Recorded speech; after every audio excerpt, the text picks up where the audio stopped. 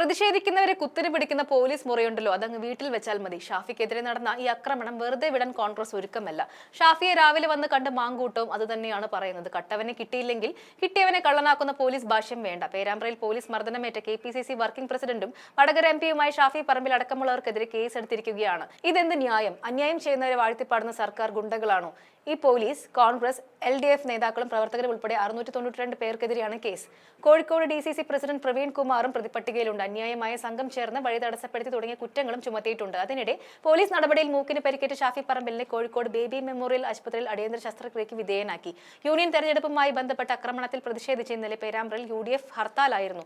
പേരാമ്പ്ര ഗ്രാമപഞ്ചായത്ത് ഓഫീസ് അടപ്പിക്കാൻ ശ്രമിച്ച UDF പ്രവർത്തകരും പഞ്ചായത്ത് പ്രസിഡന്റും CPM നേതാവുമായ VK പ്രമോദും തമ്മിൽ വാക്കേറ്റവും ഒന്നും തള്ളും ഉണ്ടായി. അത് വലിയ സംഘർഷത്തിലേക്ക് എത്തുകയായിരുന്നു. ഷാഫിയെ ചേർത്ത് പിടിച്ച പ്രതിപക്ഷ നേതാവ് ഉൾപ്പെടെയുള്ളവർ രംഗത്തെത്തിയിട്ടുണ്ട്.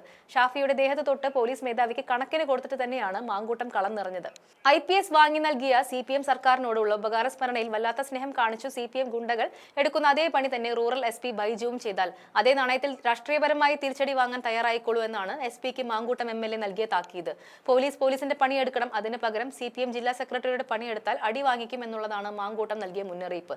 ഇനി എത്ര ചോരയിൽ മുക്കി കുളിപ്പിച്ചാലും ശബരിമലയിൽ അയ്യപ്പന്റെ സ്വർണം കട്ടെത്തുന്നവരോട് ഞങ്ങൾ ചോദിച്ചുകൊണ്ടിരിക്കും ആ സ്വർണ്ണപ്പാളികൾ എവിടെ പോയി എന്നുള്ള കാര്യം എന്നാണ് മാങ്കൂട്ടം പറയുന്നത്. ഷാഫിക്കൊപ്പം മാങ്കൂട്ടം കൂടി ചേർന്നതോടെ കേരളത്തിലെ യുവാക്കൾ ഇളകി മറിയുകയാണ്. മാങ്കൂട്ടത്തിന്റെ പ്രതികരണങ്ങളിലേക്ക് പോകാം. നിങ്ങൾ എത്ര ചോരയിൽ കേരളത്തിലെ മുഴുവൻ ജനപ്രതിനിധികളെയും മുഴുവൻ കോൺഗ്രസ് നേതാക്കന്മാരെയും UDF-ന്റെ നേതാക്കന്മാരെയും ചോരയിൽ മുക്കി കുളിപ്പിച്ചാലും ഞങ്ങൾ ഒറ്റ ചോദ്യം തന്നെ ആവർത്തിച്ചു ചോദിച്ചുകൊണ്ടിരിക്കും അവസാന ശ്വാസം വരെ.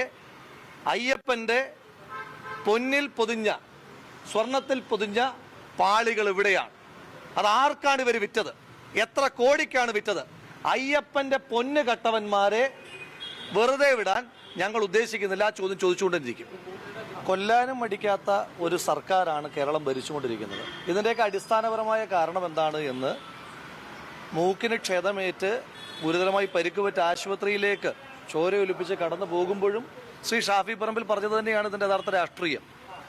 ശബരിമലയിൽ അയ്യപ്പന്റെ പൊന്നു കട്ട വിഷയം മറയ്ക്കുവാൻ വേണ്ടി കേരളത്തിന്റെ മുഖ്യമന്ത്രി ശ്രീ വിജയന്റെ നേതൃത്വത്തിൽ നടത്തുന്ന ആസൂത്രിതമായ നീക്കങ്ങളുടെ ഭാഗമായിട്ടാണ് ജനപ്രതിനിധി ശ്രീ ഷാഫി പറമ്പിലിനെ പോലൊരു പാർലമെന്റ് മെമ്പറെ പോലും ഇത്തരത്തിൽ തെരുവിൽ ക്രൂരമായി കൈകാര്യം ചെയ്യുന്ന സാഹചര്യം ഉണ്ടാകുന്നത്.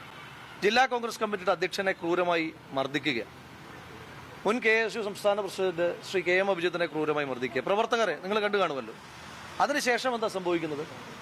ഇവിടുത്തെ റൂറൽ SP ഉണ്ട്, ഒരു മിസ്റ്റർ ബൈജു.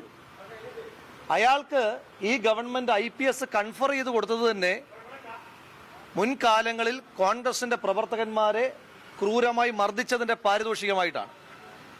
ഇതേ ക്രിമിനൽ തന്നെയാണ് ഈ കോഴിക്കോട് നഗരത്തിൽ തന്നെ ജോയൽ എന്ന് പറയുന്ന ഒരു ചെറുപ്പക്കാരനെ, അവനെ കഴുത്ത് ഞെരിച്ച് ശ്വാസം മുട്ടിച്ച അടക്കമുള്ള പശ്ചാത്തലമുള്ള വളരെ നൊട്ടോറിയസ് ആയിട്ടുള്ള ഒരു ക്രിമിനലാണ്.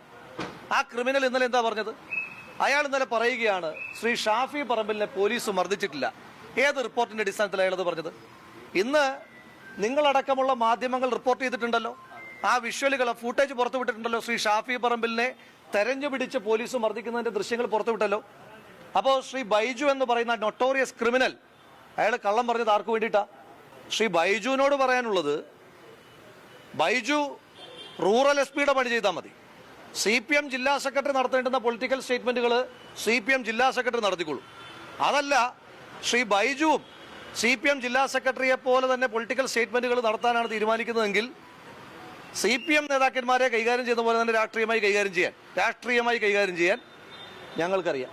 അതുകൊണ്ട് IPS കൺഫർ ചെയ്തു തരാൻ സഹായിച്ചതിൻ്റെ ഉപകാര സ്മരണയുമായി ശ്രീ ഷാഫി പറമ്പിൽ അടക്കമുള്ള ജനകീയ നേതാക്കന്മാരുടെ മെക്കിട്ട് കയറാമെന്ന് ശ്രീ ബൈജു അടക്കമുള്ള ഒരാളും വിചാരിക്കേണ്ട.